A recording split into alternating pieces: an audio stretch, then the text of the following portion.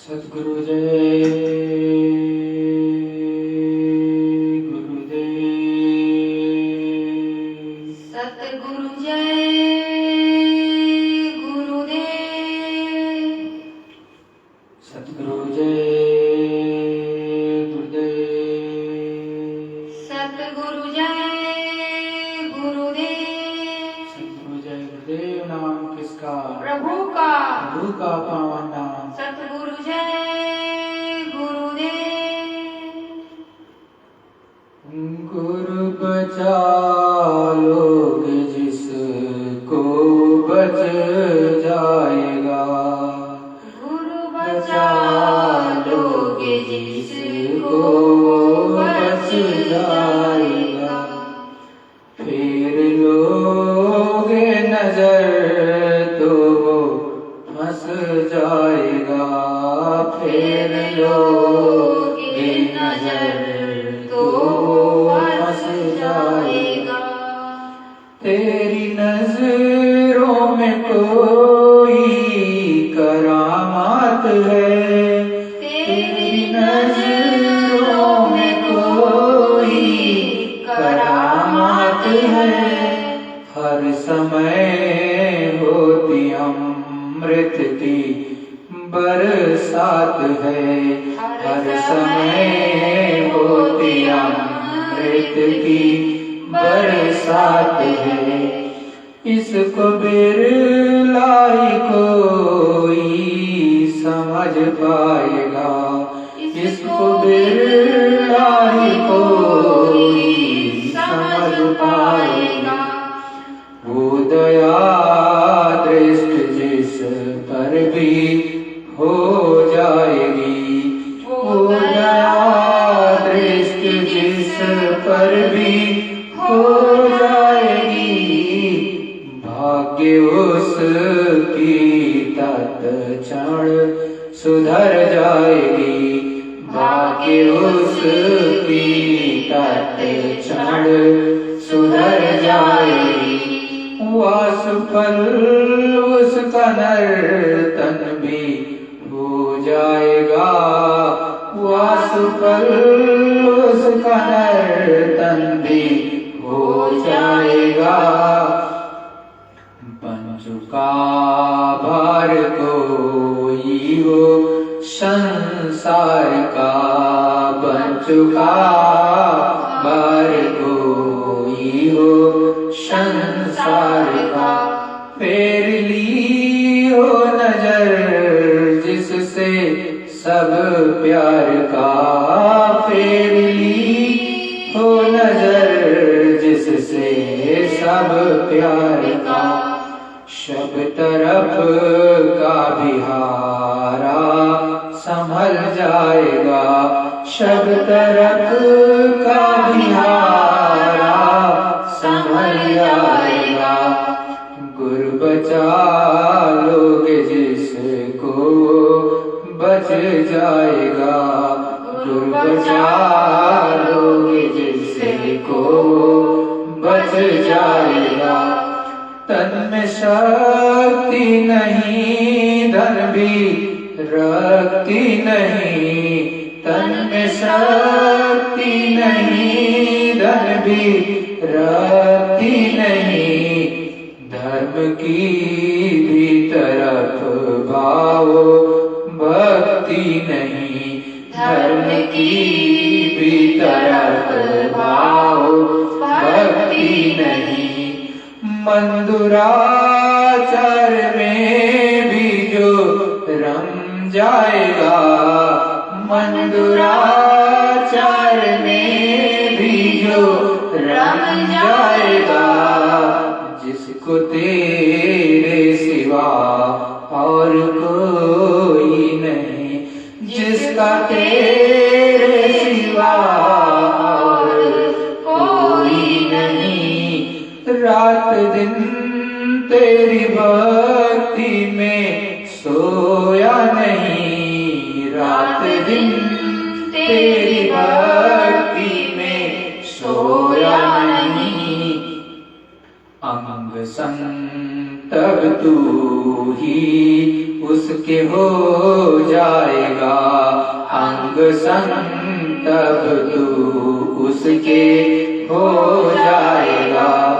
गुरु बचा लोगे जिसको बच जाएगा, गुरु बचा लोगे जिसको बच जाएगा। फेर लोगे नजर तो फंस जाएगा, फेर लोगे नजर तो फंस जाएगा। जो नजर तेरी नजरों में डाले खड़ा, जो नजर तेरी नजरों में डाले खड़ा, धन्य वो हो गया भाग्यशाली बड़ा, धन्य वो हो गया भाग्यशाली बड़ा। उसका यमदूत कुछ भी ना कर पाएगा, उसका यमदूत कुछ भी ना कर पाएगा। गुरु बचा लोगे जिसको बच जाएगा, गुरु बचा लोगे जिसको बच जाएगा। दीन दुखिया हूँ मैं तेरे द्वारे पड़ा, दीन दुखिया हूँ मैं तेरे द्वारे खड़ा। पाप से भर चुका है मेरा ये घड़ा, पाप से भर चुका है मेरा घड़ा। जो किया है उसी का तो फल पाएगा, जो किया है उसी का तो फल पाएगा। गुरु बचा लोगे जिसको बच जाएगा, गुरु बचा लोगे जिसको बच जाएगा। फेर लोगे नजर तो फंस जाएगा, फेर लोगे नजर तो फंस जाएगा। तेरे अतिरिक्त किसको पुकारूं प्रभु, तेरे अतिरिक्त किसको पुकारूं प्रभु। तेरी मूरत सूरत में उतारूं प्रभु, तेरी मूरत सूरत में उतारूं प्रभु। नाम नौका में चढ़ दास तर जाएगा, नाम नौका में चढ़ दास तर जाएगा। गुरु बचा लोगे जिसको बच जाएगा, गुरु बचा लोगे जिसको बच जाएगा। फेर लोगे नजर तो फंस जाएगा, फेर लोगे नजर तो फंस जाएगा। नाम तेरा मैं मुख से उचारूं प्रभु, नाम तेरा मैं मुख से उचारूं प्रभु। अपने अंतःकरण में निहारूं प्रभु, अपने अंतःकरण में निहारूं प्रभु। नाम नौका में चढ़ दास तर जाएगा, नाम नौका में चढ़ दास तर जाएगा। गुरु बचा लोगे जिसको बच जाएगा, गुरु बचा लोगे जिसको बच जाएगा। दीप के साथ ध्वनियाँ भी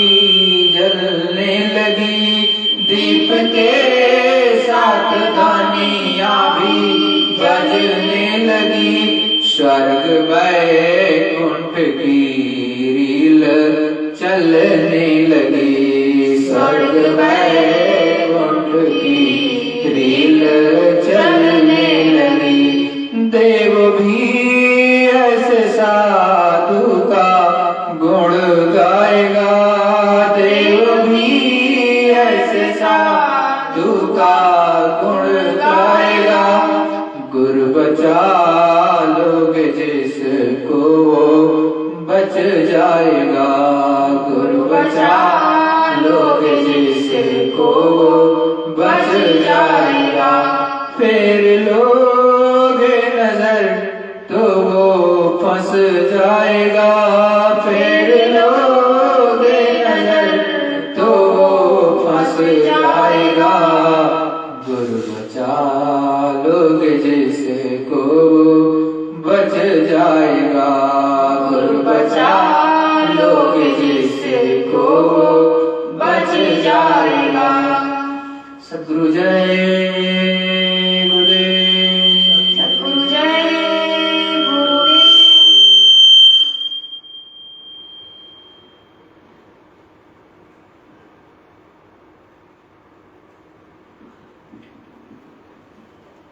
सद्गुरु जय गुरुदेव, सद्गुरु जय गुरुदेव।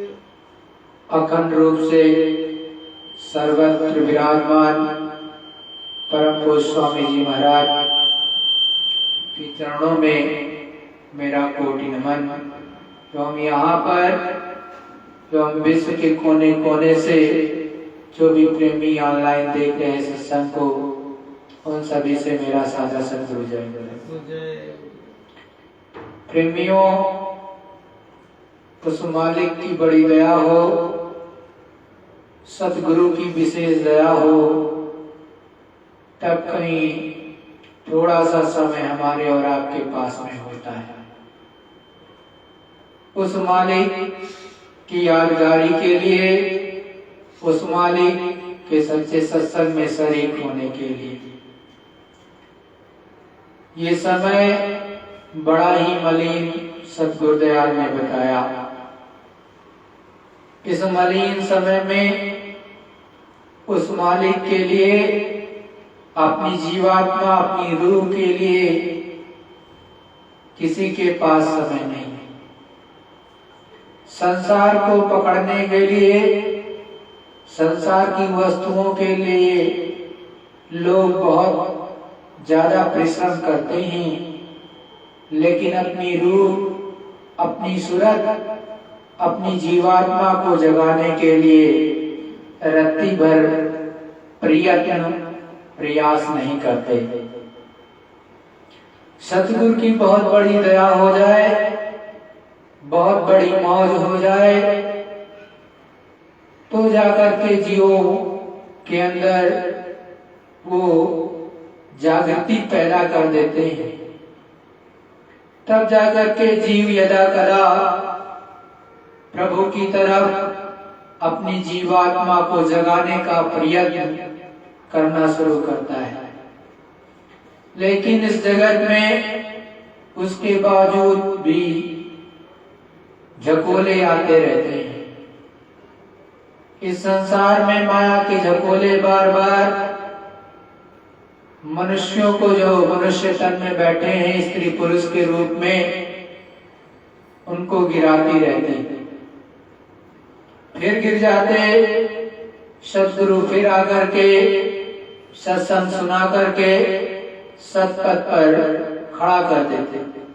फिर चलते, फिर गिर जाते, फिर सतगुरुदयाल उनको जगाते और खड़ा करते।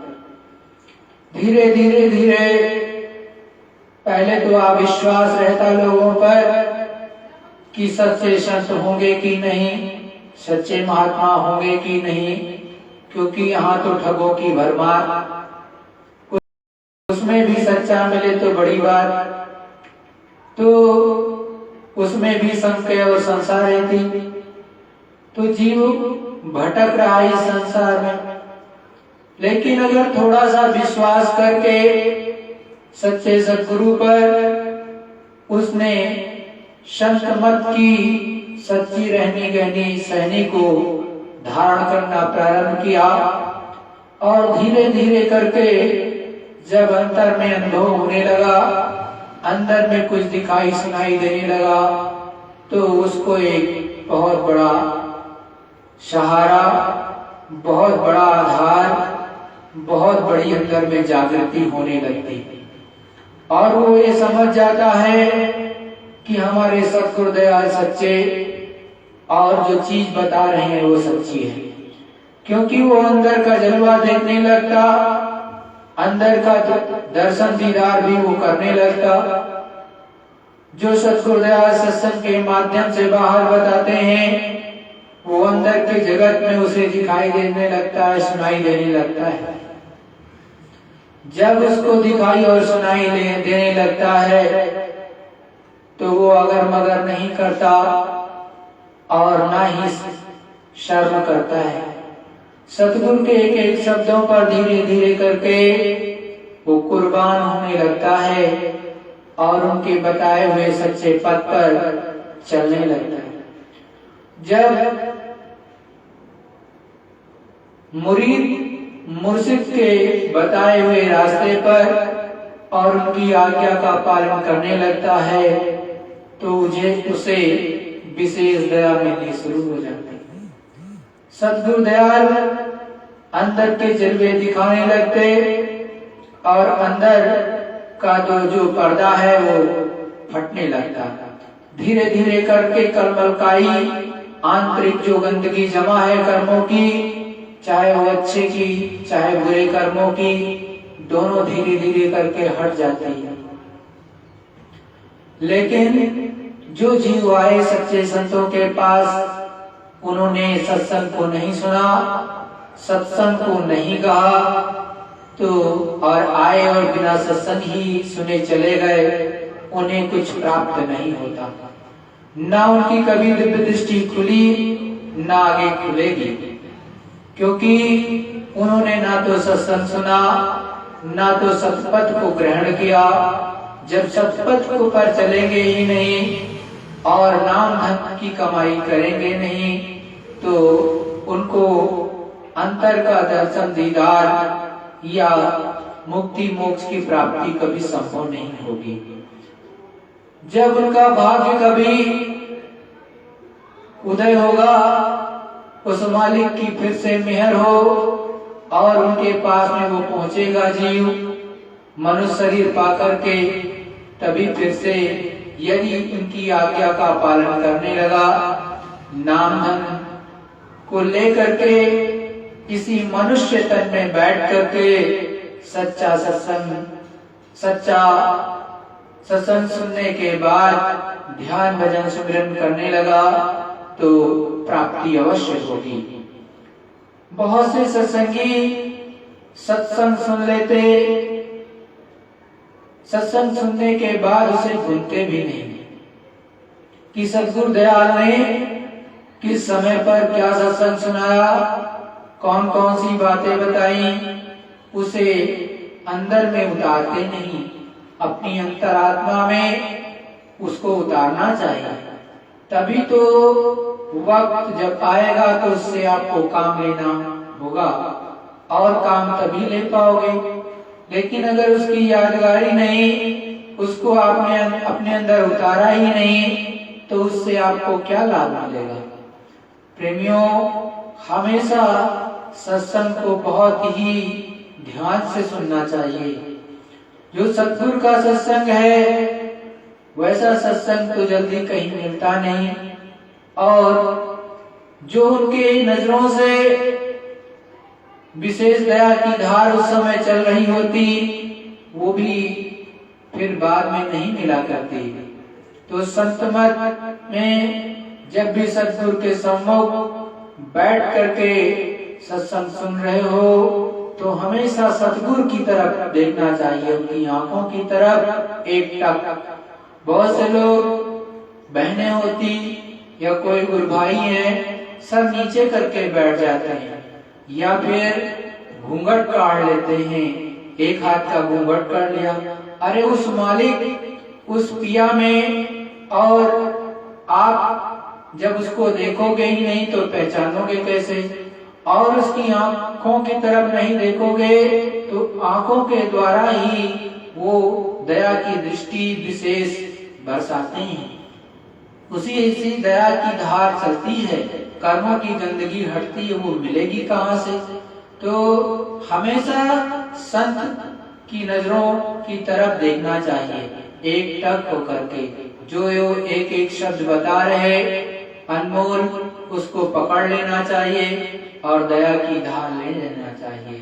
तभी तो संत मत के जीवों का कल्याण होगा, और उनको अंदर में जो ब्रह्म रसाई ऊपर की है, ऊपर में जो आवाजें आ रही, और ऊपर में कैसे सुनना, कैसे देखना, ऊपर का आनंद कैसे मिलेगा, तभी समझ पाएंगे। यदि आप समझोगे नहीं, जानोगे नहीं, तो ऊपर कुछ मिलेगा भी तो कैसे आपको पता चलेगा कि जो सद्गुरु ने कहा वो वही मिल रहा है। तो हमेशा सच्चे संत फकीर की एक एक बात को पकड़ लेना चाहिए और अंदर धार लेना चाहिए, तब काम बनेगा। और जब ध्यान में बैठो, सुमिरन में बैठो, भजन में बैठो, तो केवल और केवल अपने सद्गुरु को याद करो, या जिस धनी का जिस समय नाम ले रहे हो उस धनी को याद करो। केवल दो ही काम होता, तीसरा नहीं होता उसमें।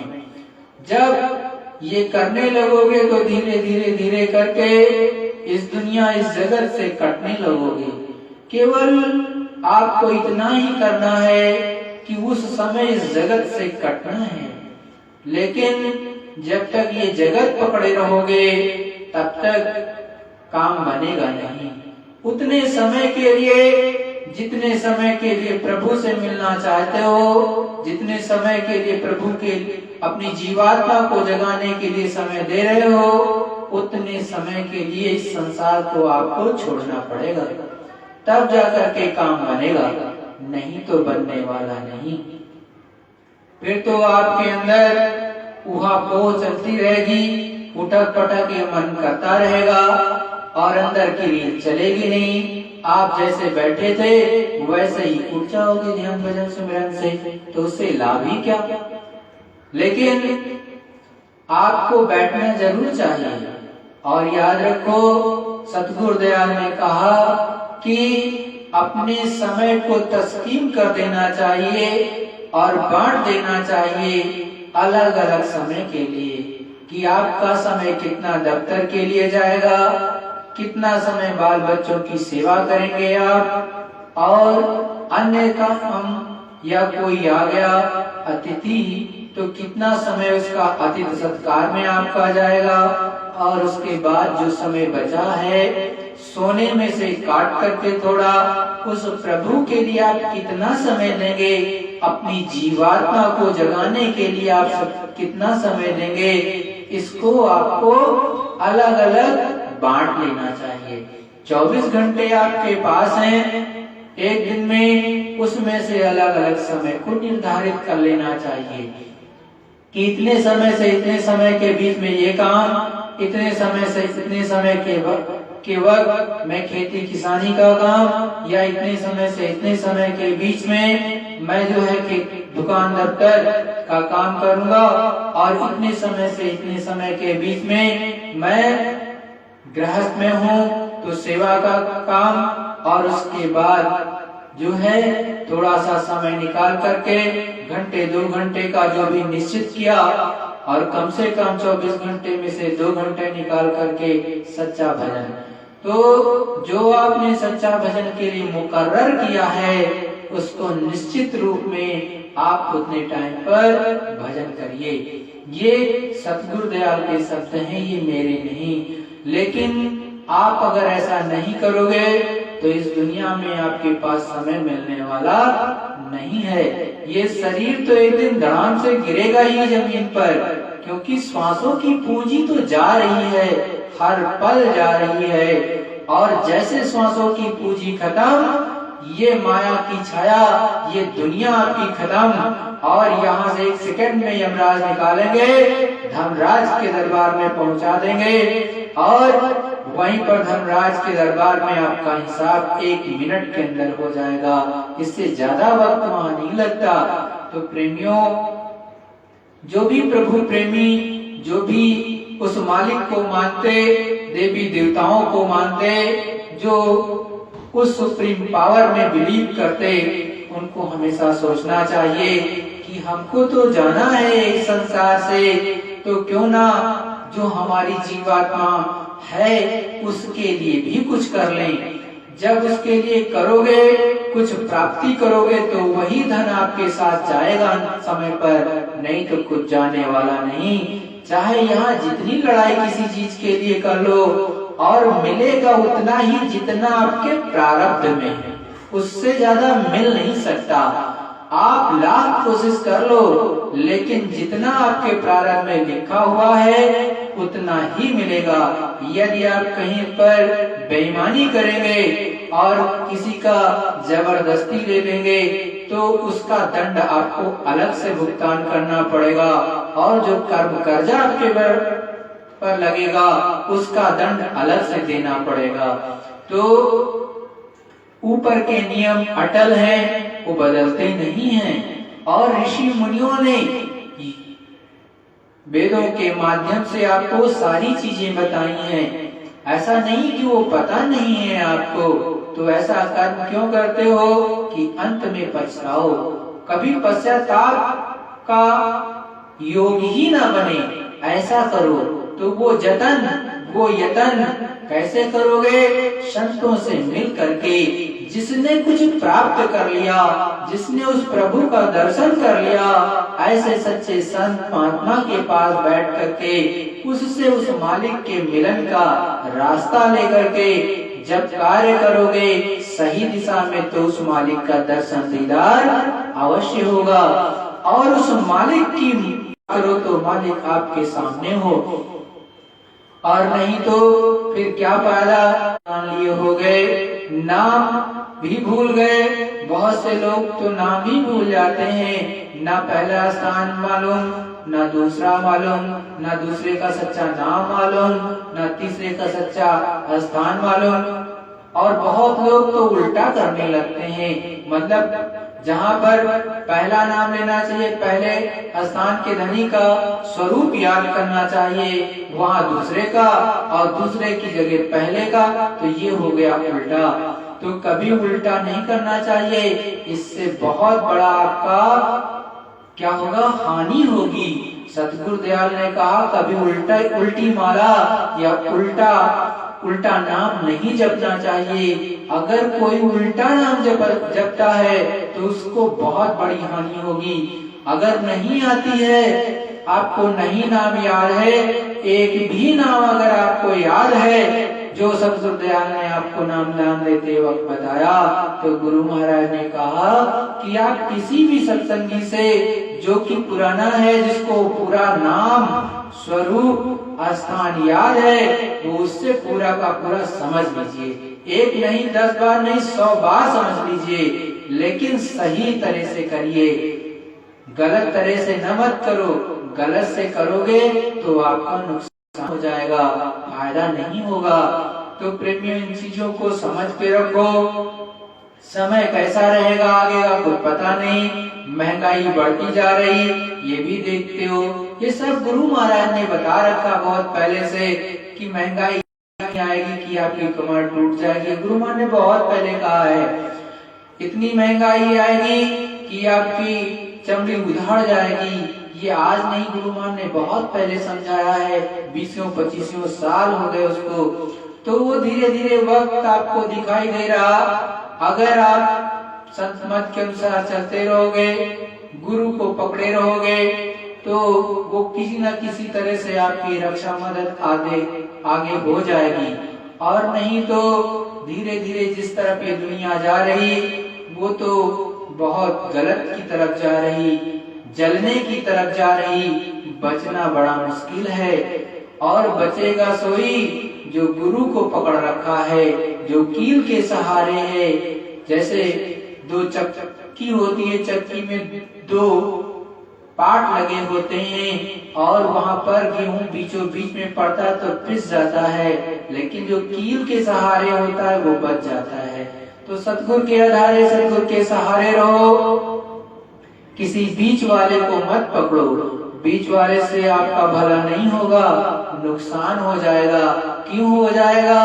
आप कुछ दिन तो बड़ा प्रेम रहेगा तो आपने 1000 दे दिया उसको, 2000 दे दिया, 3000 दे दिया, 10,000 दे दिया, लाख दे दिया आपने। आप आ गए अभाव में और तब आप कहोगे इसको तो मैंने इतना दे दिया और इसने तो मुझे लूट लिया। तो अब ऐसा कहना शुरू करोगे तो आपका भजन, ध्यान, सिमरन सब चला जाएगा। तो जब गुरु को देखोगे, अपने को देखोगे, गुरु को देखोगे, बीच वाले को नहीं देखोगे तो कभी नहीं गिरोगे, क्योंकि वो आप लूटने का या लुटने या लुटाने का कोई कारण ही नहीं बन करके आएगा। लेकिन आप गुरु को छोड़ देते हो, बीच वाले को पकड़ लेते हो, इसलिए आपको दिक्कतों का सामना करना पड़ता है।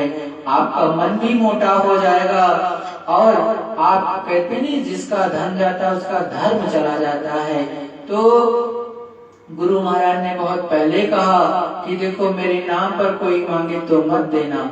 हम आपसे कहेंगे, अगर हमें जरूरत होगी तो डायरेक्ट कहेंगे कि हमें इस चीज की यहाँ पर सेवा की जरूरत, इस तरह से आप कर दो तो करो। तो वो आपकी मर्जी, हम किसी बीच वाले को पकड़ने के लिए कभी नहीं कहते। आप पकड़ लो बात अलग, हम तो केवल गुरु महाराज को जानते और मानते हैं। बीच वाले का नाम ना आज तक का मैंने कभी जुबान से लिया, ना आगे मैं कभी लूंगा। और मैं गुरु महाराज का ही प्रचार करता, गुरु महाराज का ही सत्संग जो उन्होंने सुना वही सुनाता हूँ, दूसरा कुछ सुनाता नहीं। ना मैं आपसे कुछ मांगता हूँ। अगर आपने मुझे कभी कुछ दे भी दिया तो मैं गुरु महाराज के कार्य में खर्च कर देता हूँ। और दूसरी बात, मैं कभी मांगता नहीं। तीसरी बात, ना मैं किसी बीच वाले को कहता हूँ कि आप उसको मानो या उसको दे दो। अगर आप मानते हो और जानते हो कुछ देते हो तो आप जानो और वो जाने, हमको बीच में कभी मत रखना। ये मैं स्पष्ट शब्द में बोल रहा हूँ, जानबूझ करके बोल रहा हूँ कि कभी आपको ऐसा हो कि भाई ये तो फला है, ये तो फला है और इसके कारण मैं दे रहा, तो हमसे क्या लेना देना भाई, हमने तो कभी कहा नहीं। आप किसी को कुछ कह दो, बाद में आप कहोगे तो ऐसा नहीं तो ऐसा है। भाई हम बड़े साफ शब्दों में बोलते हैं, सच्चाई और ईमानदारी का के पद पर नहीं चलोगे और सच्चाई ईमानदारी जब तक अंदर में नहीं होगी तो कैसे काम बनेगा। ये संत मत है, सच्चा मत है। यही एक ऐसा रास्ता है, एक पथ है जहाँ पर जीवात्माएं भाव सिंधु को पार करती हैं। लेकिन अगर यहाँ पर भी कुछ लोग सही या गलत हो, कुछ लोग और उनका संग आप कर लो, गिर पड़ो तो आप जानो, उसमें मुझे कभी मत कहना। इसीलिए उदाहरण मैंने दे दिया और कोई कारण नहीं, क्योंकि मैं तो गुरु महाराज को जानता हूँ। न पहले जब गुरु महाराज प्रत्यक्ष सामने थे तभी मैं गुरु महाराज को ही जानता था, मानता था, बीच वाले को नहीं जानता था, ना मानता था, ना मतलब रखता था, ना आज है ना आगे होगा। तो प्रेमियों, हमेशा अपने गुरु के आधारे, गुरु के सहारे रहोगे, हर मंजिल को पार कर जाओगे। और जिस विध से, जिस तरह से गुरु महाराज ने नाम दान दिया है उसी तरह से करो तो आपको देखोगे बहुत फायदा होने लगेगा। और हमेशा जब भी सुमिरन ध्यान भजन करो तो गुरु का ही स्वरूप ध्यान करो, किसी दूसरे का मत करो। बीच वाले को पकड़ोगे निश्चित रूप में बीच वाला दिखाई देगा, तो फिर आपको तो लगेगा अब यही है सब कुछ, तो पकड़े रहो उसी को, फिर पकड़े रहो उसी को, क्योंकि छाया तो बनी जाती है। और लेकिन गुरु को पकड़े रहोगे तो उसका रूप प्रकट होगा, और प्रकट होगा तो ऊपर लेके चलेगा। सद्गुरु जय गुरुदेव। प्रेमियों, ये गुरु महाराज का सत्संग देखो बड़े ही मौज में सद्गुरुदयाल ने ये सत्संग बहुत पहले सुनाया है, आज का नहीं है। बहुत ही महत्वपूर्ण और पुराना सत्संग। वैसे सत्संग कभी पुराना नहीं होता। ये गुरु महाराज ने 1966 में 8 अप्रैल 1966 को सुनाया है। इसलिए मेरे मुखारबिंद से भले निकला कि बहुत पुराना है। सतगुरु का कोई भी सत्संग पुराना नहीं होता, वो तो गूढ़ होता है और हर समय तरोताजा रहता है। इसीलिए कहते भी हैं कि संतों की वाणी कभी कटती नहीं, न झूठी होती है। तो कभी भी किसी भी समय, चाहे वो वर्तमान हो, चाहे वो भूत में बताया गया हो, वर्तमान हो, और चाहे भविष्य में, उनकी वाणी कभी कटती नहीं, अकाट्य रहती है और हर समय वो फलदायी होता है वो सत्संग। ये गुरु महाराज ने गोरखपुर गांधी मैदान में सत्संग सुनाया है 8 अप्रैल 1966। सभी जाति के देवियों और पुरुष इस स्थान पर उपस्थित हैं। सभी ने आज की शिक्षा को स्कूलों में प्राप्त की और उस शिक्षा से जो लाभ शरीर रक्षा के लिए लिया वो आपके सामने है। देखने से यह मालूम होता है कि दुनिया में विभिन्न वस्तुएं मनुष्य का साथ नहीं दे रही। मनुष्य जिन जिन वस्तुओं में टेक लगाकर खोए हुए धन की प्रतीक्षा कर रहा, जब तक खोया हुआ धन इस तरह दुनिया में मिल जाएगा तब सुख प्राप्त होगा। धनी मानी गरीब हर किस्म के लोग आज दुनिया में बहुत बेचैन हैं। हर एक चाहता है कि हमें सुख और शांति मिले। समाज ने हमको मजबूर कर दिया, हमने समाज को मजबूर कर दिया। हम समय के लिए लड़ते हैं और समय हमारे लिए लड़ता है। जब जब समय का परिवर्तन होता है, आज के युग में प्रत्येक जाति का मनुष्य अपने परिवार से दूर, अपने घर से दूर, अपने बच्चों से दूर, अपने मित्रों से दूर और अपने संप्रदायों से दूर हो गया। प्रत्येक आदमी ये चाहता है कि मैं एक नई दुनिया बसाऊं, मेरा निराला रहना और सहना हो। अपने में ही मस्त रहना चाहता है, दिल में जख्म बन गए। हिंदुस्तान के कोने कोने में झगड़े हो गए, हिंदुस्तान में विकार फैल गए, हिंदुस्तान के कोने कोने में बीमारियां आई, हिंदुस्तान के कोने कोने में लोगों का चरित्र बिगड़ा। आज के युग में मनुष्य एक रास्ता चाहता है, लेकिन उसको दुनिया में रास्ता दिखाई देता नहीं। आजकल बहुत लोगों के हालात आप जानते हैं। आपने बहुत कुछ पढ़ लिया, आपने बहुत कुछ विस्तार कर लिया, समय बचाने को आपने बनाया, अपनी शक्तियों को बचाने के लिए आपने बनाया, आपने खेती की उन्नति की। ये सब कुछ होते हुए आप उस चीज के निरंतर खोज में हैं जो चीज आपकी खोई हुई थी। वो बच्चों में, वो स्त्री में, पति में, पति पत्नियों में, मित्र मित्रों में, कौम वाले किसी कौम में अनेक प्रकार से उस वस्तु की खोज कर रहे हैं, लेकिन वो वस्तु किसी की जेब में नहीं है, वो बैंकों में नहीं है, किसी के मकान में रखी हुई है, किसी राजधानी में नहीं, वो पूरब में नहीं मिलेगी, वो पश्चिम में नहीं मिलेगी, वो उत्तर और दक्षिण में नहीं। वो वस्तु हमारी खो गई है। असली वस्तु के अभाव में जब तक वो नहीं मिलेगी, तब तक इस दुनिया में चाहे हम कितनी भी वस्तुओं को प्राप्त कर लें, लेकिन उनसे हमें एक सेकंड भी शांति नहीं मिलेगी। ना हम जागने में चैन पाएंगे, ना हम सोने में चैन पाएंगे, ना हम दुनिया की तमाम चीजों के देखने में चैन पाएंगे। अब हमें किसी प्रकार का चैन नहीं। तुम्हारे लिए महात्मा सदा कष्ट उठाते रहे, तो ये सब हमने करके देखा और कुछ नतीजा आज तक न निकला। हर आदमी इस समय पर दुखी है। जब समय गुजरा तो राम आए, उन्होंने लोगों को शिक्षा दी। राम को भी उस समय के न मिलने का जो कष्ट उठाना हुआ वो उठाया। जब कृष्ण भगवान आए तो उन्होंने भी उस समय का कष्ट उठाया। जब कबीर और रैदास और मुसलमानों में मोहम्मद, ईसाइयों में ईसा मसीह आए, उनको भी ये कष्ट उठाना पड़ा। जो जिस समाज में आया उसने उस समय बहुत कष्ट उठाए, लेकिन हम आज बहुत दूर और दराज आकर गिरे। ये हमारे महान और पवित्र आत्माओं की ये प्रेरणा है कि इस समय संसार का वातावरण परिवर्तित है।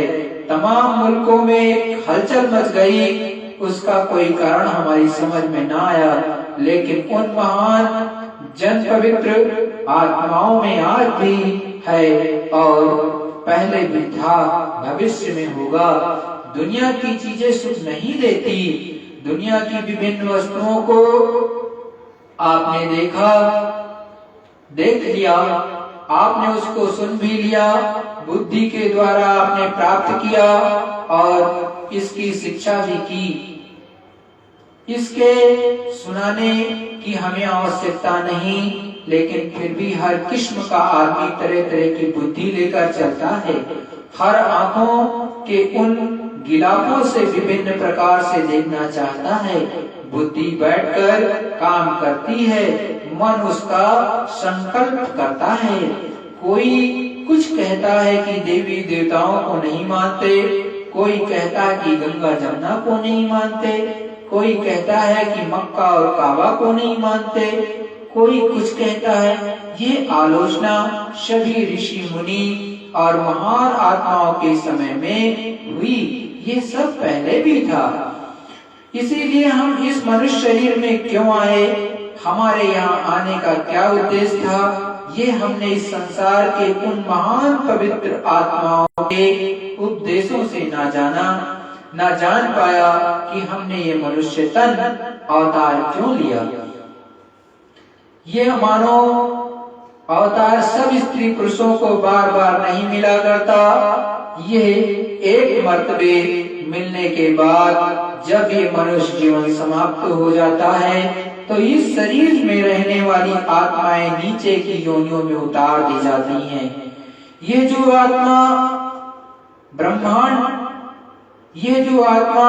ब्राह्मण जाति में है, क्षत्रिय जाति में है, वैश्य जाति में या हरिजन में किसी जाति में भी हो, ये दोबारा मनुष्य रूपी किराए के मकान में फिर नहीं आती। मरना सबको होगा। इसीलिए हमने लोगों को बताया कि ये मनुष्य रूपी किराए का मकान जो तुम्हें थोड़े दिनों के लिए मिला है, इसमें रहकर तुम्हें क्या करना है। इसीलिए हमको लोगों ने बताया कि जगत में रहकर हमें ये नौकरी करना है, जगत में रहकर हमें हर प्रकार का विकास करना है। ये सब कुछ लोगों ने बताया, मगर उसको लोगों ने ये नहीं बताया कि ये मनुष्य शरीर क्यों मिला।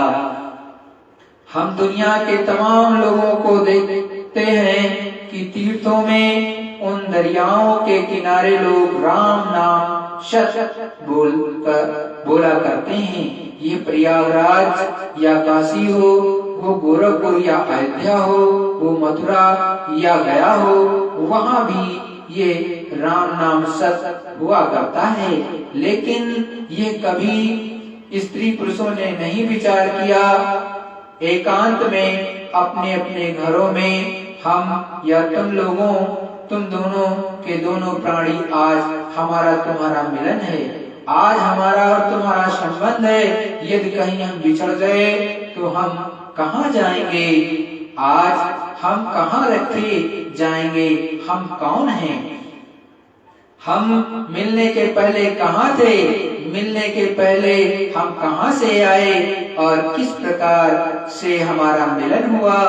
हम जब इस किराए के मकान को छोड़कर जाएंगे तो हमें कहाँ पर जाना होगा, ये हम इस भौतिकवाद की दुनिया में बिल्कुल भूल गए। अपने आप को बिल्कुल ये ज्ञान नहीं कि मैं इस शरीर में कौन हूँ, मैं इस किराए के मकान में कौन रहता हूँ, इसके अंदर मैं कहाँ से आया हूँ, मैं इसके अंदर कितने दिन तक रहूंगा, ये प्रायः हर मनुष्य का प्रश्न समाप्त हो गया। इस समय पर रोटी, कपड़ा और मकान की सबको चिंता है, हर एक व्यक्ति को चिंता है। वो धनी मानी भी यही सोचता है कि मुझको रोटी मिले, मुझको कपड़े, मुझको धन मिल जाए। ये एक गरीब भी यही सोचता है कि मुझको एक रोटी, कपड़ा और धन मिल जाए। लेकिन जिनको रोटियां और कपड़े मिले हुए हैं, उनको और चिंता है। हमारा चिंतन होना ठीक नहीं है, लेकिन अगर हम चिंतित हों तो हमारा चिंतन होना ठीक नहीं है। हमको भी वही चिंता है। यदि आपको रोटी मिल जाए, आपको धन मिल जाए, तो क्या आपको मिल जाएगा? आप कौन लाएगा? अब तो दुनिया में कोई ऐसा नजर आता नहीं, इसीलिए हम जो आपको संकेत दे रहे वो इसलिए कि दो ही इस दुनिया में ज्ञान है और अब तीसरा कोई ज्ञान भी नहीं। एक बुद्धि का ज्ञान और एक अपनी आत्मा का ज्ञान, जिसको आत्मिक ज्ञान कहते हैं। एक को बुद्धि का ज्ञान कहते हैं। आपने ये सोचा होगा और समझा होगा, ये ठीक है, आपने बड़ी डिग्रियां प्राप्त किया है। मुझे इस बात की खुशी है कि आपने 21, 20, 25 वर्ष उन डिग्रियों को प्राप्त करने के लिए समय दिया और एकदम संलग्न होकर अपना समय लगाया। अपने बच्चों को, आज्ञा माता पिता को, अपने कारोबार को, अपनी तमाम शक्तियों के इधर से दुनिया की तरफ लगाया। वो डिग्री आपको प्राप्त हुई, बड़ी बड़ी यूनिवर्सिटी में और कॉलेजों से मिली। ये बड़ी खुशी की बात है, इसमें कोई रंज होने की बात नहीं। लेकिन एक बात जरूर है कि जिस जगह पर तमाम दुनिया के ज्ञान और बुद्धि के ज्ञान समाप्त हो जाया करते हैं, खत्म हो जाया करते हैं, वहां आकर के बिल्कुल रुक जाया करता है। उस स्थान से संतों और महात्माओं का आध्यात्मिक विज्ञान, जिसको हम यहाँ विज्ञान कहते हैं, ये हमारी दोनों आंखों के ऊपर में है, वो वहां से प्रारंभ होता है। जब तक हम अपना थोड़ा समय लगाकर 2 घंटे 4 घंटे गृहस्थ आश्रम से बचाकर न देंगे, तब तक हम अपनी उन आंखों का जो 2 आंखें तमाम दुनिया के पर्दे को देखती हैं और बुद्धि उसका निर्णय करती है, यानी कभी ये निर्णय करती है कि इसका नाश कर दिया जाए, कभी ये निर्णय करती कि इसका उपार्जन कर दिया जाए, कभी ये निर्णय करती है कि संस्कृत बोली जाए, कभी ये निर्णय करती है कि अंग्रेजी बोली जाए, कभी ये निर्णय करती है कि उर्दू होना चाहिए, कभी ये निर्णय करती है कि बंगाली होनी चाहिए।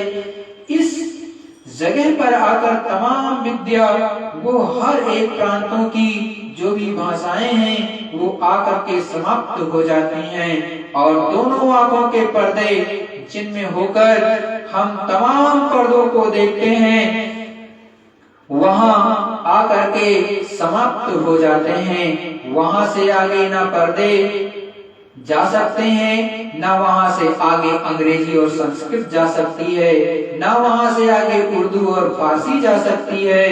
वहां आकर के समाप्त हो जाती है। वहां ये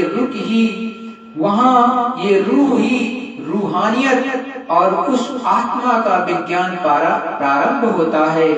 वहां ये रूह ही रूहानियत और उस आत्मा का विज्ञान प्रारंभ होता है, जिसको हम बिल्कुल भूल बैठे हैं। हमने ये समझा कि जो कुछ भी ये है दुनिया और दुनिया का पर्दा, ना ऊपर में कुछ है या नीचे में कुछ है, ना दाएं और ना बाएं हैं। जो कुछ है वो यही है। कपड़ा पहनना, भोजन करना, रात्रि को सोना, बच्चे पैदा करना, उनसे ममता करना, कुछ संसार में थोड़ा बहुत काम करना और भूलकर यही समझना कि जो कुछ है वो यही है। ये नहीं है, ये नहीं, क्योंकि ये है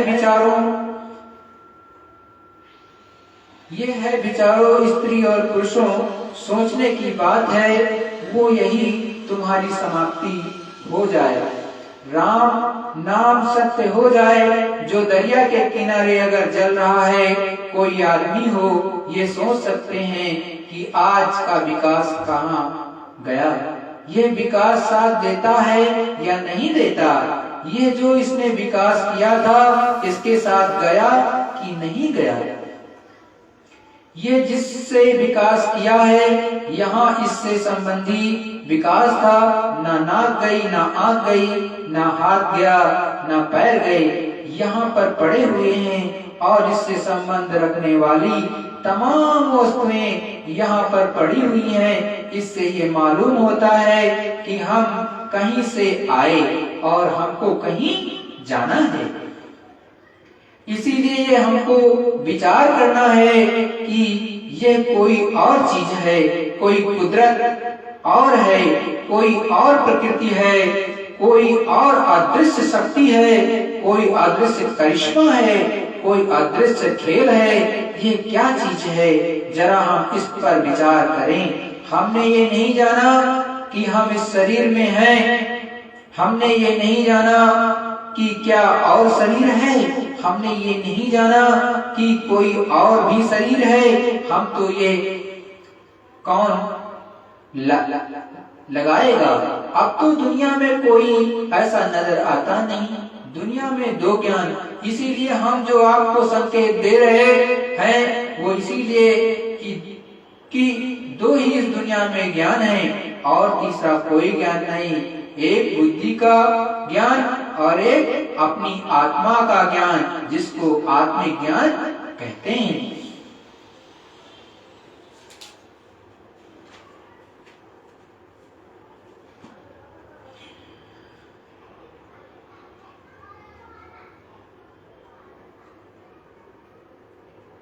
परिवर्तनशील संसार, इससे ये मालूम होता है कि देखने से ये परिवर्तनशील संसार है।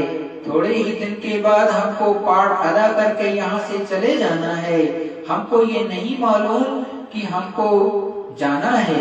हम तो ये बताने के लिए आए हैं कि कहाँ से आए हो और तुमको कहाँ जाना है, कहाँ जाना चाहिए। अगर ऐसा तुम इंतजाम नहीं करते हो, दुनिया में रहना, मनुष्य जीवन का पाना, मनुष्य जीवन का मिलना, वस्तुओं का पाना, उनका भोग भोगना, ये सब व्यर्थ हो जाएगा।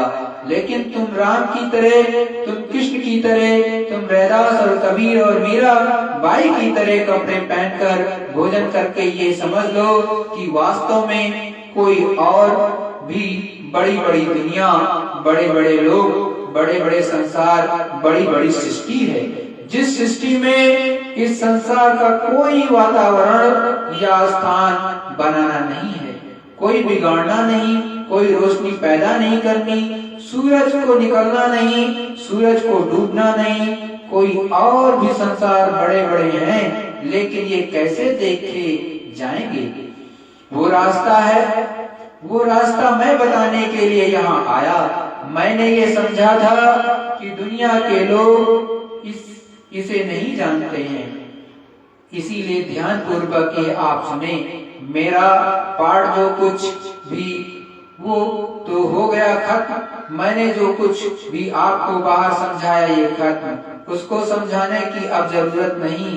मुझे वो बताना है जो आपने अभी तक सुना नहीं, जिसको आप सोचते हैं कि घर बार छोड़ना होगा, स्त्री बच्चों को छोड़ना होगा, लेकिन मुझे ये बताना है कि कारोबार करते हुए, स्त्री बच्चों में रहते हुए, मकानों में रहते हुए, और ये जो कुछ भी आपने वेशभूषा बनाया है कपड़े पहनने का या जो कुछ भी सोने का, ये उसी प्रकार से रखो। इसको आपको बटोरना नहीं है, इसको बदलने की जरूरत नहीं। मगर कब ये आपको सुनाया जाएगा, बड़े ध्यान से सुने।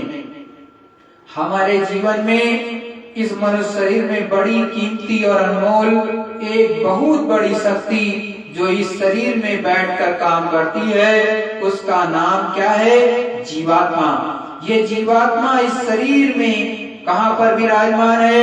ये मेरी तरफ आप देखें ध्यान से। ये जीवात्मा जो परमात्मा की अंश है, जिसको सूरत और रूह कहते हैं, ये हर इंसान, हर आदमी में दोनों आंखों के बीच मध्य भाग में बैठी है और ये इधर से अंदर से यहाँ पर विराजमान है।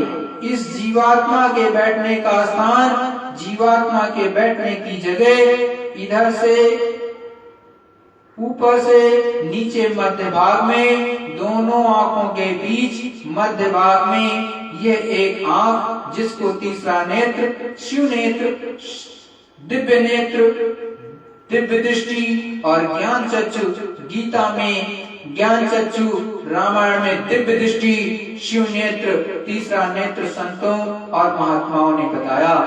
ये ज्ञान चक्षु, तीसरा नेत्र, शिव नेत्र, दिव्य दृष्टि स्त्रियों में भी और पुरुषों में भी है।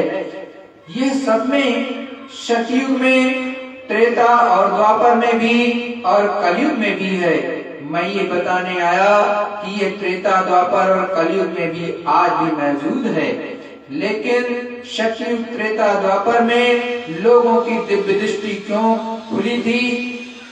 लोगों ने दिव्य दृष्टि के इस पराज्ञान को, पराविज्ञान को, जिस विज्ञान को बुद्धि नहीं सोच सकती, जिस विज्ञान को दो चर्म नेत्र कभी नहीं देख सकते, जिस विज्ञान में मन, बुद्धि, चित्त और अहंकार और ये भौतिक सामान नहीं जा सकता, हम लोगों ने क्या किया?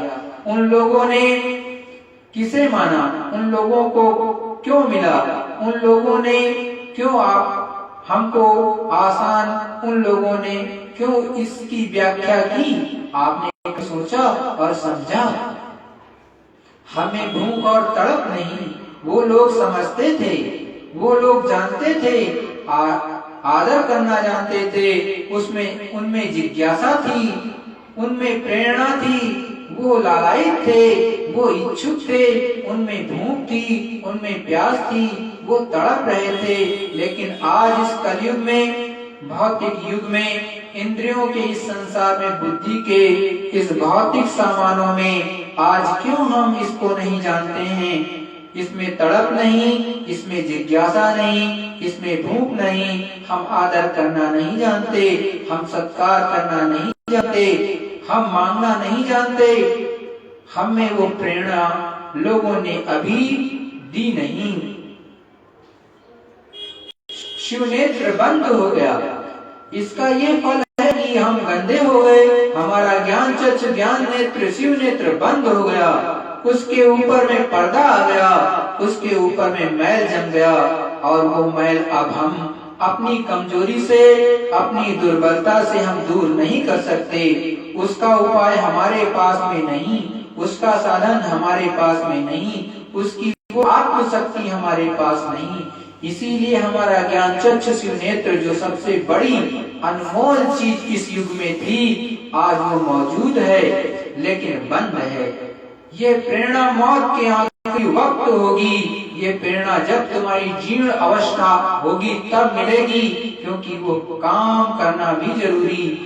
हमने दुनिया के तमाम फर्ज अदा कर दिए, हमने दुनिया के तमाम कर्तव्य कर डाले, बच्चों को पैदा किया, बच्चों को पढ़ाया, बच्चों को धन दिया, दुनिया को भोगा, दुनिया का सामान इकट्ठा किया, लेकिन ये काम जो सबसे जरूरी है बाकी पड़ा हुआ है, वो करना चाहिए आपको। ये काम शक्ति रहने पर करना है, ये मालूम होना चाहिए कि ये काम शक्ति समाप्त होने पर, शक्ति क्षीण होने पर, शक्ति खर्च होने पर फिर ये मनुष्य की शक्ति वापस नहीं आ सकती। उस शक्ति को हम किस तरह समाप्त कर रहे हैं? बिल्कुल तकसीम कर रहे हैं, उसको हम बांट रहे हैं और उस शक्ति को बांटने पर हम निराश हैं, बिल्कुल निराश हैं। सब काम जवानी में करना है। मगर आपको ये मालूम होना चाहिए कि दुनिया में जितने काम है जवानी में होते हैं। जवानी में दुनिया को बनाना, जवानी में कपड़ा बनाना, जवानी में नौकरी करना, जवानी में मरना, लूटना, धोखा देना। लेकिन जब जवानी ढल जाएगी, जवानी का जोश समाप्त हो जाएगा, इस जवानी के जोश में परा विद्या, आध्यात्मिक आत्मविज्ञान जो आंखों के ऊपर प्रारंभ होता है, दो आंखों के बीच से होकर एक दरवाजा है और दूसरे देशों में, दूसरे लोकों में, दूसरे ब्रह्मांडों में ये जाने का रास्ता है। जवानी समाप्त होने पर जब हम आपको सुनाएंगे तो आप दौड़ कर नहीं आएंगे, शक्ति नहीं रहेगी, इच्छा खत्म हो जाएगी, इच्छा में उत्तेजना नहीं होगी।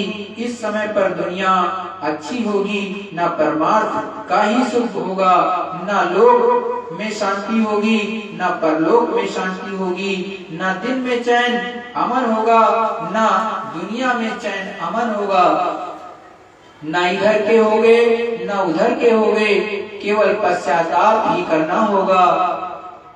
ये बड़े बड़े लोग जो दुनिया में आए, जिनके मंदिर बनाकर हम पूजा करते हैं, जिनकी तस्वीर बनाकर हम मानते हैं, हम गले में उनके हार पहना देते हैं, हम उनके ऊपर धूप बत्ती डाल देते हैं। कौन लोग थे जिन्होंने जवानी के जोश में समझा और देखा और उसी जोश में परा ज्ञान, आध्यात्मिक ज्ञान, आत्मिक ज्ञान सीखा और अनुभव किया। उन्होंने अपनी आत्मा को जगाया और दिव्य दृष्टि का ज्ञान चक्षु शिव नेत्र जो दोनों आंखों के पीछे मध्य भाग में बैठा हुआ है उसको खोला। उन्होंने जवानी के जोश में उस शिव नेत्र को खोला उन्होंने, और खोलने के बाद बड़े बड़े लोग, बड़े बड़े देश, बड़ी बड़ी दुनिया, बड़ा बड़ा विज्ञान और ज्ञान उन्होंने प्राप्त किया और दुनिया के सामने रखा। लेकिन आज दुनिया में बेचारे भूल गए हैं, आप जवानी के जोश में समाप्त कर दिया। सद्गुरु जय गुरुदेव। देखो प्रेमियों, ये गुरु महाराज का सत्संग बहुत ही गूढ़ था, शायद बहुत से लोगों के समझ में भी ना आया हो, क्योंकि गुरु महाराज दुनिया को लेकर के चीजें बता रहे थे कि देखो ये जीवात्मा इस संसार में तो आई मनुष्य शरीर के रूप में, मनुष्य शरीर में हमने मनुष्य शरीर तो धारण कर लिया, मनुष्य शरीर हमको आपको मिल गया, लेकिन हम दुनिया में लगे हुए हैं, पूरी तरह से दुनिया में। इस संसार का अधिकतर आदमी प्राणी 1% 2% छोड़ दो तो केवल दुनिया के पीछे भाग रहा है। बच्चे पैदा किए आपने जवानी में, संसार, कपड़ा, रोटी, मकान, जितना भी आप प्राप्त कर रहे हो सब जवानी के जोश में, लेकिन आपको होश नहीं है किस चीज का। जो आपका मुख्य चीज था वो आध्यात्मिक ज्ञान था, आत्मिक ज्ञान था, परा विज्ञान थी, उसका तो आपने ज्ञान नहीं किया। पढ़ाई लिखाई की, 20 साल में डिग्रियां हासिल कर ली, बहुत अच्छा किया, लेकिन उससे आपने भौतिक ज्ञान अर्जित किया। लेकिन भौतिक ज्ञान केवल दोनों आंखों के बीच तक ही, के पास तक ही सीमित है। जैसे आपकी मृत्यु होने लगेगी ये सारा विज्ञान खत्म हो जाता है। जहां से ये पूरा विज्ञान आपका भौतिक समाप्त होता है, वहां से संत महात्मा आगे का विज्ञान बताते हैं। उस विज्ञान को प्राप्त करने की जरूरत आपको है, क्योंकि हम आप यहाँ के हैं नहीं, ये संसार में आए जरूर हैं, लेकिन एक दिन चले जाना है। ना हमारा कोई चीज नहीं जाएगी। राम नाम सत्य है, सत्य बोलो मुक्त है, यही कह करके चिता पर लिटा देंगे, नदी में प्रवाहित कर देंगे और सुपुर्दे खाक कर देंगे, जला करके। ना तो आंख गई, ना कान गया, ना हाथ गया, ना पैर गया, पूरा शरीर यही जल करके खाक। और यहाँ जितना पूरा सामान आपने इकट्ठा किया था इस संसार का, सबका सब यहीं पड़ा रह जाएगा। तो क्या गई यहाँ से बाहर? जीवात्मा गई। तो जीवात्मा के लिए तो पूरे जितना भी आपका 40 साल था, 50 साल था, 60 साल थे, 100 साल था, वो तो आपने इस दुनिया में ही लगा दिया, लेकिन जो जीवात्मा के लिए करना था वो तो किया ही नहीं। जो कमाई की बाहर के लिए की, धन दौलत कमाया बाहर के लिए किया, लेकिन अंदर आंतरिक कमाई नहीं की, अपनी दिव्य दृष्टि अपने ज्ञान चक्षु को नहीं खोला, जिससे प्रभु की प्राप्ति हो जाती और आप हमेशा के लिए अजर और अमर हो सकते थे। यदि एक कदम बढ़ा देते, प्रभु की प्राप्ति आपको हो जाती हमेशा के लिए। जो है इस जन्म मरण की जो योनियां होती, जो निचली है 84 लाख योनियां, वो छूट जाती, लेकिन आपने वो किया नहीं। आपने तो केवल दुनिया कमाया और भूल गए आध्यात्मिक ज्ञान को। लेकिन इससे पहले के जो संत महात्मा थे, गुरुमान ने बताया, चाहे वो सतयुग में, चाहे त्रेता में, चाहे द्वापर में, उन लोगों ने, ऋषि मुनियों ने, सबने उस ज्ञान को प्राप्त किया और उसको जाना। और बड़े बड़े लोकों में, ऊपर में जो हैं, वहां पर सूरज चांद हमेशा खिले रहते हैं, आनंद हमेशा रहता है, वहां कोई काम भी नहीं करना पड़ता, आनंद के सागर में डूबे रहते हैं। उसको प्राप्त किया, उसी के माध्यम से उन्होंने वेदों में बताया, उसी के माध्यम से पुराणों में बताया, अन्य सद ग्रंथों में बताया। रैदास जी, पलटू साहब, मीराबाई, कबीर साहब ने, इन सब ने, जगजीवन साहब ने, नानक जी ने, इन सब ने इसी कलयुग में उस प्रभु को प्राप्त किया, अपने ज्ञान चक्षु दिव्य दृष्टि से उस प्रभु को देखा और सबको अवगत भी कराया। और उन्हीं के बड़े बड़े मंदिर बने हुए हैं, बड़े बड़े गुरुद्वारे बने हैं। आज कीर्तन उन्हीं के नाम पर हो रहा है, किसी दूसरे के नाम पर नहीं हो रहा है। तो संत सतगुरु हमेशा समझाते और बताते हैं कि आप बैठ करके उस प्रभु की प्राप्ति आप कर सकते हैं, लेकिन जब तक आप अपनी दिव्य दृष्टि, अपने ज्ञान चक्षु, अपने प्रभु को नहीं जब के माध्यम से, सतगुरु के माध्यम से, अपनी ये जो दोनों आंखों के बीचों बीच, यहाँ पर पीछे की तरफ मध्य भाग में जो जीवात्मा बैठी है, उसको नहीं जगाओगे, उस प्रभु की प्राप्ति नहीं होगी और ये शरीर चला जाएगा। तो वक्त रहते सतगुरु ये समझाते हैं कि समय से जवानी के जोश में दुनिया कमाई, बच्चे पैदा किए, पढ़ाई लिखाई किया, नौकरी चाकरी किया, घर परिवार सब कुछ बनाया, किसके जोश में? जवानी के जोश में। उसी तरह से प्रभु की प्राप्ति भी जवानी की जोश में होगा।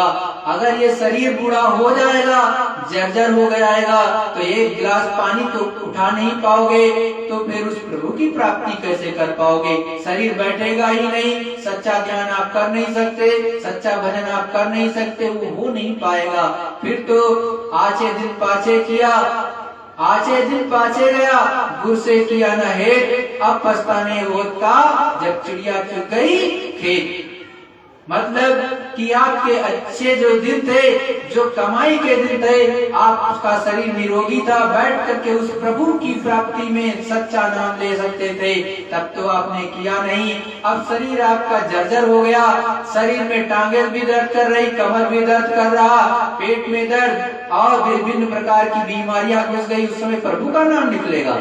अरे लोगे भी तो यही कहोगे कि भगवान जल्दी ठीक कर दो। अरे वही जवानी की जोश में किए होते तो सारा काम बन गया होता और बिना दिव्य दृष्टि खुले हुए किसी को भी प्रभु नजर नहीं आएगा, ना तो वो दर्शन कर सकता है, ना किसी देवी देवता का भी कर सकता है। जब तक ये थर्ड आई शिव नेत्र वो सबके पास में होती है, चाहे जो स्त्री हो चाहे पुरुष हो, और सबको समान अधिकार ये प्रभु ने दिया है उस मालिक को दर्शन दीदार करने के लिए और प्राप्त करने के लिए।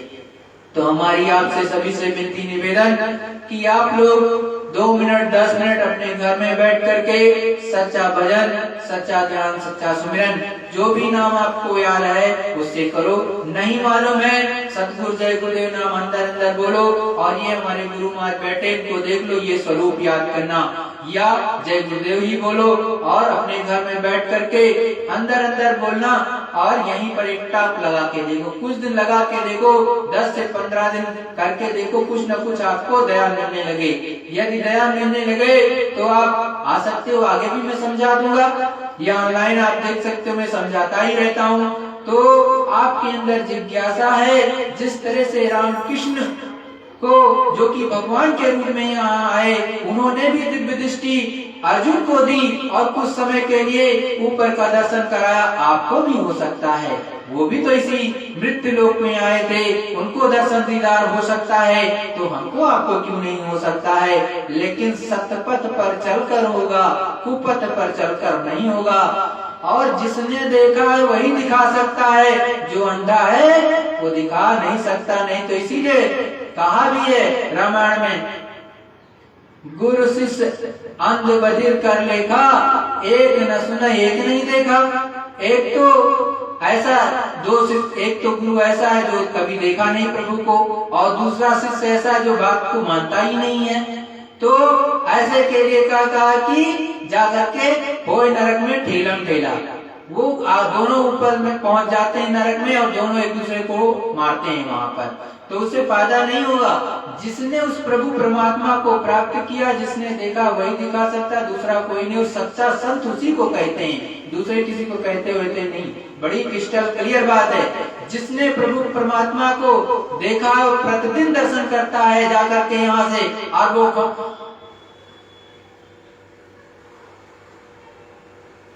खरबों जो जन ऊपर में, और उसके ऊपर में जब निकल करके जाता है ये जीवात्मा, तो सत्पुरुष करतार के दरबार में पहुंचती है, और वहां पर सत्पुरुष करतार का दर्शन करती है। जो उसका दर्शन दीदार करते हैं उसी को संत कहते हैं। और उसके ऊपर में फिर जीवात्मा चलती है तो वो अनामी पुरुष करतार में जाती है, और अनाम पुरुष करतार की दर्शन करके उसको महासंत कहते हैं। इसीलिए रामायण में लिखा, एक अनी अनाम अरूपा आदि सच्चिदानंद प्रभु धामा। वो अनाम पुरुष जो सबसे ऊपर टॉप में बैठा हुआ है, वही हमारा सच्चा माता और पिता है। उसी के हम सब सच्चे संतान हैं और किसी के नहीं है। लेकिन हमको आपको पता नहीं है, इसलिए भटक रहे हैं, और लोग भटका भी रहे हैं। लेकिन अगर आप खोजी रहोगे तो कोई ना कोई इस संसार में मिल जाएगा, क्योंकि उस मालिक का सच्चा संत यहाँ पर उसका नुमाइंदा होता ही होता है, और वो अरबों में एक होता। अगर आपके अंदर सच्ची श्रद्धा है कि मैं मालिक से मिलना चाहता हूँ, ये अगर भाव है तो वो जरूर मिलेगा। लेकिन आप केवल एक काम करो कि भूखे को केवल खाना खिला दो, प्यासे को पानी पिला देना, और उस मालिक से ये कहना कि मुझे सच्चा संत मिला दो, बस और कुछ नहीं चाहिए, तो वो मिला देगा। और अंदर तड़प रखो कि हे मालिक मैं आपसे मिलना चाहता हूँ। जब ऐसे भाव अंदर में प्रकट रखोगे तो एक न एक दिन सच्चा संत आपको या तो बुला लेगा अपने पास, या आपके पास पहुंच जाएगा, और आपको वो सच्ची विद्या, वो सच्चा नाम धन दे देगा, जिसके द्वारा आपने घर में बैठ करके बाल बच्चों के बीच में रह करके आप उस प्रभु को प्राप्त कर सकते हो। जंगल जाने से नहीं मिलेगा इस समय, क्योंकि जंगल चले जाओगे, भूख लगी रहेगी, किसी से मांग के तो खाओगे ही, और उसका कर्म कर्जा आप पे लग जाएगा, तो फिर उससे आप प्रभु को प्राप्त नहीं कर पाओगे।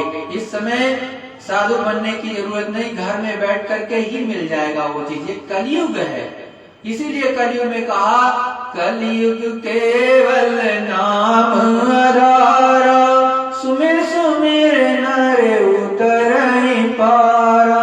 कलयुग में केवल नाम का आधार है। नाम किसको कहते हैं? जो ऊपर से आया और जो एक तो जागृत करता है। जब सच्चा संत होता है वो एक नाम जागृत करता है, वो देता है, उसके आधार पर जीवात्मा को ऊपर से जोड़ देता, तो शब्द उसी को शब्द का, उसी को नाम कहते हैं। तो उस मालिक के मुखाग्र से जो आवाज आ रही वो आपको सुनाई देगी दाहिने कान में, इधर बंद कर लो बाहर के कान, सुनाई देगी वो आवाज आ रहा है, तो वो सुनाई देने लगेगा और घंटे घड़ियाल आपके अंदर बजने लगेंगे। इसीलिए तो कहते हैं, घुमड़ घुमड़ घर जई घन घोरा, बाजे ताल मृदंग अनूपा। बड़े साफ शब्दों में आपको बताया गया, लेकिन समझते नहीं हो। अरे घुमड़ घुमड़ करके बादलों की गड़गड़ाहट ऊपर में होती रहती और आपको सुनाई देगी यही मनुष्य तन में बैठ करके। यही सच्चा मंदिर है, यही सच्ची मस्जिद है और यही सच्चा जिस्मानी आपका चर्च भी है। इसी में बैठ करके प्रभु की सच्ची आराधना होती है और कहीं नहीं होती है और इसी में मिलेगा भी। तो और ऊपर में वो ताल मृदंग बज रहा है, बड़ा ही आनंदमय उस प्रभु के दर के यहाँ से बजाया जा रहा। लेकिन आप क्या बाहर ही बजा लेते हो, बात कहते छुट्टी हो गई, हमको तो मिल गया। अरे नहीं, वो अंदर में हो रहा है प्रेमियों। प्रभु प्रेमियों, जो भी प्रभु को मानता हो, जो भी देवी देवताओं को मानता है, अगर उनके दर्शन करना चाहते हो तो भाई सतपथ पे चलना होगा, तब कुछ मिलेगा, ऐसे नहीं मिलेगा। सद्गुरु जय गुरुदेव। देखो ऑनलाइन जो देख रहे या भी इस जगत के सांसारिक रूप से जो भी लोग हैं, मतलब कि जो आसपास के, देखो 4 बजे का शाम का समय होता है, रविवार के दिन 4 बजे अगर मैं हूँ तो सत्संग जरूर होता है। तो आप ऑनलाइन जुड़ना चाहते हो तो 4 बजे जुड़ जाओ या 4 बजे चले जाओ करो, या मुझसे फोन पर फोन नंबर रहता है, हर एक पोस्ट पर फोन नंबर जाता है, फोन नंबर से कांटेक्ट कर लो। वैसे मैं भेज देता हूँ मैसेज आपको सभी को पहले ही कि आप लोग सत्संग होगा, आप उपस्थित हो जाओ। तो ये आपकी इच्छा पे निर्भर करता है, मेरी तरफ से कोई बाध्यता नहीं है, क्योंकि प्रभु को प्राप्त करना आपको है, हमको नहीं। क्योंकि मालिक ने हमको जोड़ लिया, जो ध्यान है हमको देते हैं वो तो देते ही, लेकिन आप अगर आपके अंदर इच्छा नहीं होगी तो कैसे काम बनेगा भाई। आपके अंदर भाव होगा तो दुनिया के लिए कुछ करते हो तो मिलता है, वैसे ही उस प्रभु को की प्राप्ति के लिए भी मिल सकता है और इसी मनुष्य तन में थोड़ा सा समय दे करके मिल सकता है। नहीं तो ऐसे चले जाओगे प्रेमियों, कुछ नहीं मिलेगा। और संसार में से ये मनुष्य तन चला गया तो ये बड़ा दुर्लभ है, ये फिर से नहीं मिलेगा। क्योंकि आप 24 घंटे में सोचो तो अधिकतर आपके बुरे ही कर्म निकलेंगे, अच्छे कर्म तो शायद 1-2 कभी बनते हैं, बुरे ही कर्म बनते हैं, तो ये मनुष्य तन नहीं मिलेगा, ये बड़ा ही दुर्लभ है। इसीलिए तो कहा है, बड़े भाग्य मानुष तन पावा, सुर दुर्लभ सद्ग्रंथ गावा। बड़े साफ शब्दों में कहते हैं कि ये तन जो मिला हुआ मनुष्य तन हमको आपको बड़े ही भाग्य से मिले। इसको पाने के लिए सुर का मतलब देवता भी तरसते हैं, वो भी संत महात्माओं से निवेदन करते हैं कि मुझे मनुष्य शरीर दिला दीजिए, मैं सच्चा भजन करके और ऊपर के लोक में अपने प्रभु पिता के धाम में पहुंच जाऊं। क्योंकि देवी देवता जिस लोक में रहते हैं उसको लिंग लोक कहते हैं। 17 तत्वों का शरीर होता है, वो उनको सारी सुविधाएं मिली होती हैं, हमसे आपसे 1000 गुना ज्यादा सुख सुविधा सारी है, लेकिन भगवान का भजन नहीं किया जा सकता क्योंकि वो कर्म वहां बनते ही नहीं और कर्म यही पृथ्वी लोक पर बनते हैं, इसलिए नहीं हो सकता। इसलिए वो विनती करते हैं, नहीं तो हमसे ज्यादा सुख सुविधा भी है और उनके पास पावर भी बहुत ज्यादा है। तो हम आप सभी से विनती निवेदन करेंगे कि एक प्रार्थना होगी और उसके बाद में फिर हमको आपको समझा देंगे कि कैसे कैसे करना है और आप लोग वैसे करना। अपने घरों में बैठ करके ध्यान भजन सुमिरन जरूर करना, भले 2 मिनट 5 मिनट करो लेकिन करना जरूर। सद्गुरु जय गुरुदेव। सद्गुरु जय गुरुदेव।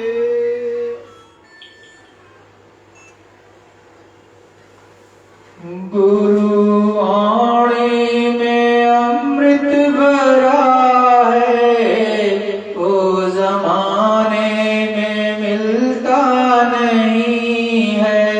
गुरुवाणी में अमृत भरा है, वो जमाने में मिलता नहीं है।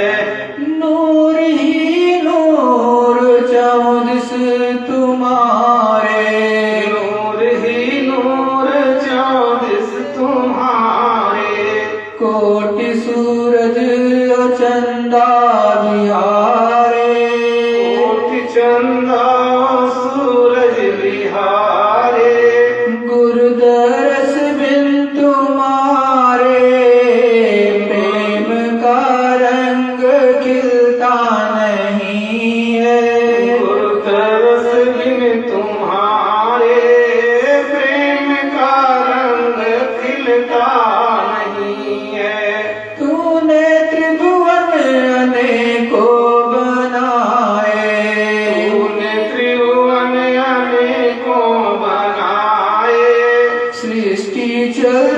है तेरे चलाए, सृष्टि चलती है तेरे चलाए। नाथ तेरी कृपा बिन कहीं भी, नाथ तेरी कृपा बिन कहीं भी, एक पत्ता भी हिलता नहीं है, एक पत्ता भी हिलता नहीं है। हाथ पकड़ा है तुमने हमारा, हाथ पकड़ा है तुमने हमारा, हमको केवल है तेरा सहारा, हमको केवल है तेरा सहारा। सतगुरु का है होता जो प्यारा, सतगुरु का जो होता है प्यारा, काल से भी वो डरता नहीं है, काल से भी वो डरता नहीं है।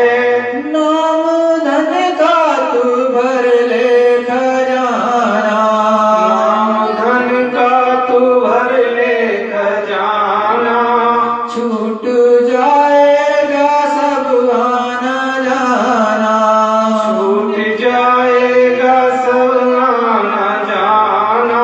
भाग्य से होता है नर्तन पाना, भाग्य से होता है नर्तन पाना, अपनी मर्जी से मिलता नहीं है, अपनी मर्जी से मिलता नहीं है। हे दीन बंधु कृपालु, हे दीन बंधु कृपालु, दो भक्ति मुझको दयालु, दो भक्ति मुझको दयालु, दास चरणों के अपने बना लो, दास चरणों चरणों का अपने बना लो, गुरु चरण सबको मिलता नहीं है, गुरु चरण सबको मिलता नहीं है।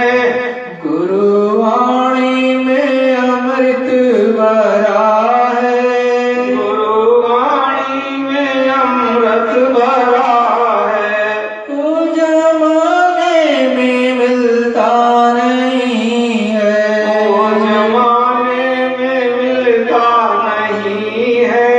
सतगुरु जय गुरुदेव। सतगुरु जय गुरुदेव।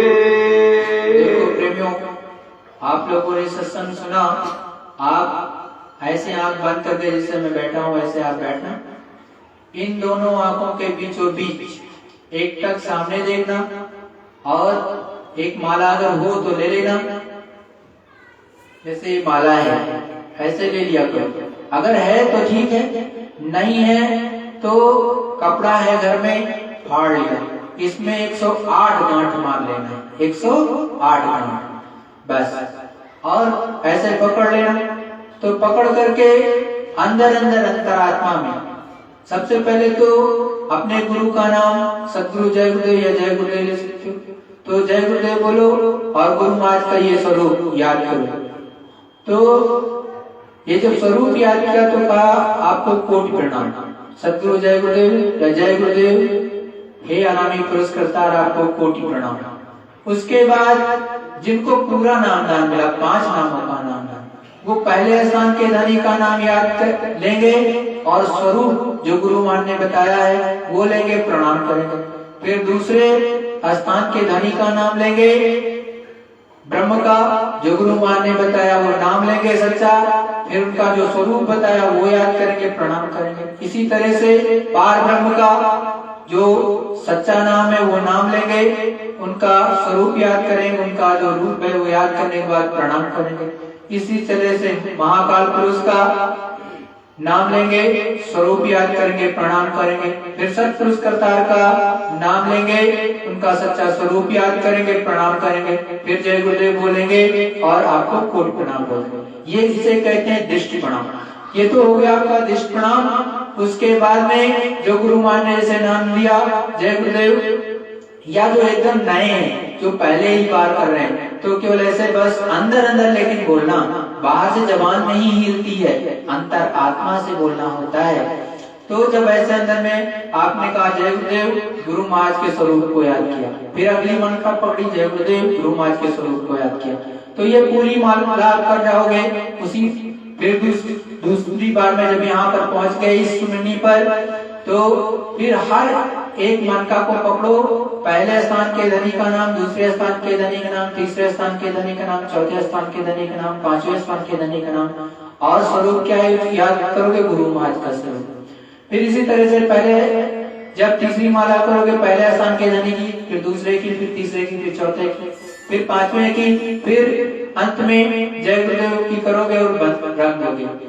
जो पहली बार कर रहे हैं, मान लीजिए जिसको नामदान ही पूरा नहीं मिला, तो वो ऐसे एक या दो माला कर लिया फिर शुरू में, इसको पकड़ा और कहा अंदर बोला, अंदर में बोलोगे जय गुरुदेव या सतगुरु जय गुरुदेव, अंदर में बोलोगे और यहाँ पर गुरु महाराज की ये जो स्वरूप है ये याद करोगे।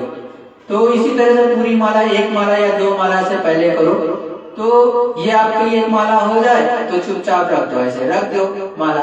अब इन दोनों आंखों को पूरी तरह से बंद रखना, सर पे कपड़ा जरूर रखना, ये उस मालिक की के लिए होता है, उसके आदर सम्मान के लिए रखा जाता है। और कहीं पे कोई भी धार्मिक कार्य होता है तो सर पे कपड़ा जरूर होना चाहिए। कोई भी, चाहे हवन पूजन ही कर रहे हो, किसी भी देवी देवता का कर रहे हो, तब भी सर पे कपड़ा जरूर रखो। और उसके बाद इन दोनों आंखों को बंद कर लिया। ये देखो यहाँ पर जहाँ माताएं बहनें बिंदी लगाती हैं, जहाँ पर आप तिलक लगाओ, यहाँ पर एक टक सामने देखो, एक टक देखना, अंदर अंदर जय गुरुदेव या सतगुरु जय गुरुदेव बोलते रहो और एक टक सामने देखते रहो। 2-3-4 मिनट के अंदर ऐसे यहाँ काले से काला दिखाई देगा, एकदम काला जैसे काजल होता है, उससे भी काला एकदम बिंदु आ जाएगा आपके सामने। जब वो बिंदु आ जाए तो पहले एकदम सुई के नोक के बराबर छोटा सा रहेगा, फिर एक थोड़ा बड़ा होगा, फिर उसी को देखते रहोगे, उसी पर नजर दबा एकदम से रखोगे टिका करके, तो क्या होगा कि उस काले से काले में सुई के नोक के बराबर उजाला आएगा, और सुई के नोक के बराबर जब उजाला आएगा तो उसको देखते रहो और थोड़ी देर तक देखते रहोगे, ऐसे लप लप करेगा, सफेद और नीला प्रकाश प्रकट होगा, ऐसे लप लप लप ऐसे ऐसे करेगा। तो जैसे आप देखते हो जुगनू चमकता है वैसे होने लगेगा। और या फिर आप स्टार देख लो तो उस तरह से ऐसे लप लप लेकिन वो करेगा। और धीरे धीरे धीरे उसी पर एक टक देखना है, ना ऊपर ना नीचे करना, ना अगर ना बगल, एक टक सामने देखो।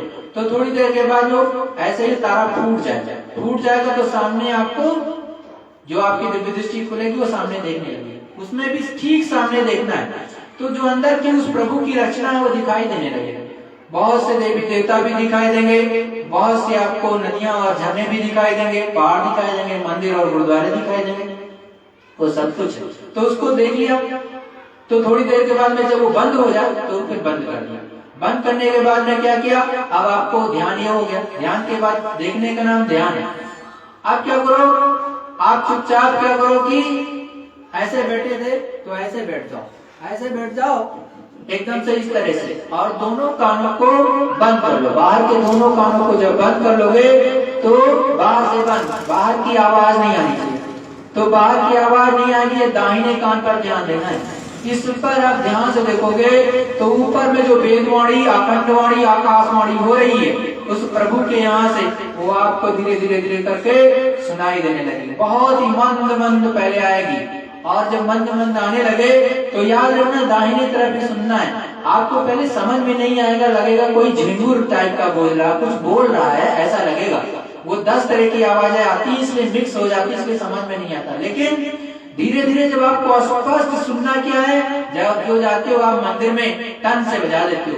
तो इसीलिए कहा है बिना बजाए निस दिन बाजे, घंटा शंख नगारी रे, बहरा सुन सुन मान मस्त होत है, तन की सुधी बिसारी रे। तो क्या सुनना है? वो जो मंदिर में आप जाके टन से बजा देते हो, जरा ध्यान से सुनना कि क्या ये पहली बार जो कर रहे हैं उनके लिए, जो पुराने उनके लिए भी है। तो वो आ रहा है क्या, वो बज रहा है क्या, घंटा बज रहा है कि शंख बज रहा है, जरा ध्यान से सुनो। जब ध्यान से अगर आपको वो सुनाई देने लगे, बस उसी को पकड़ने की कोशिश करो। अंदर में जैसे बहुत दूर से आवाज आती है तो आप उधर उन्मुख होकर के सुनते हो, बहुत ध्यान से सुनते हो, तो उसको सुनने का प्रयास करो। बस वो सीधे आवाज, वो जो शब्द आ रहा है उसी को शब्द कहते हैं, वो पकड़ेगा और सीधे प्रभु श्री रामचंद्र जी के सामने ऊपर में खड़ा करेगा ले जा करके। और तब प्रभु राम बहुत ही खुश से होकर के आपसे पूछेंगे कि कैसे आना हुआ। तब अपने सतगुरुदयाल के बारे में बताया जाता है कि उनके माध्यम से हमें आपका परिचय मिला, हमें आगे अपने सतगुरु से मिलने जाना है। तो धीरे धीरे करके आगे की रील आपको बता दी जाएगी। जब आप वहां पहुंचोगे या ऊपर का जो शब्द आपको एकदम स्पष्ट सुनाई दे, याद रखना, लेकिन दाहिनी तरफ बाएं साइड में कितनी भी तेज आवाज आए, साउंड आए, कोई भी गीत आए, उसको नहीं सुनना है, नहीं पकड़ के चढ़ना है दाहिनी साइड में। क्योंकि दाहिना जो साइड होता है वो दयाल पद होता है, इसमें 2 पद होते हैं, जान लो, नहीं तो कोई बताया ही नहीं। और ये बायां जो साइड होता है, इधर काल की आवाज आती है, ये काल पद है, इधर से चढ़ते हैं, और ये दयाल पद है दाहिने से।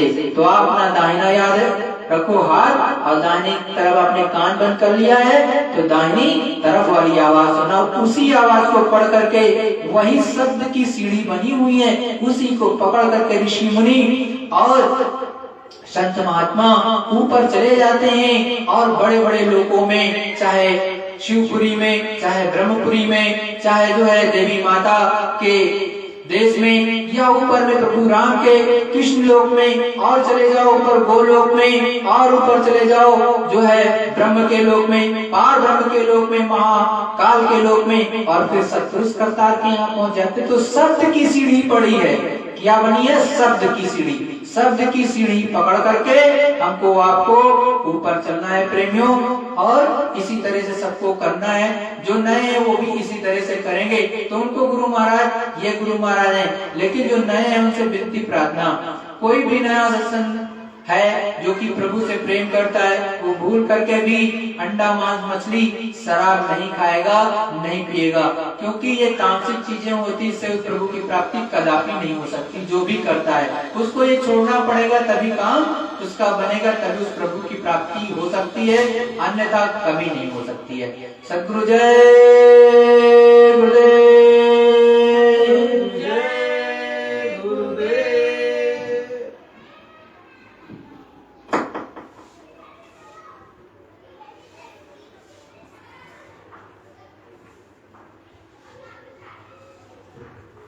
माला ले लो, भाई साहब को भी समझा दो।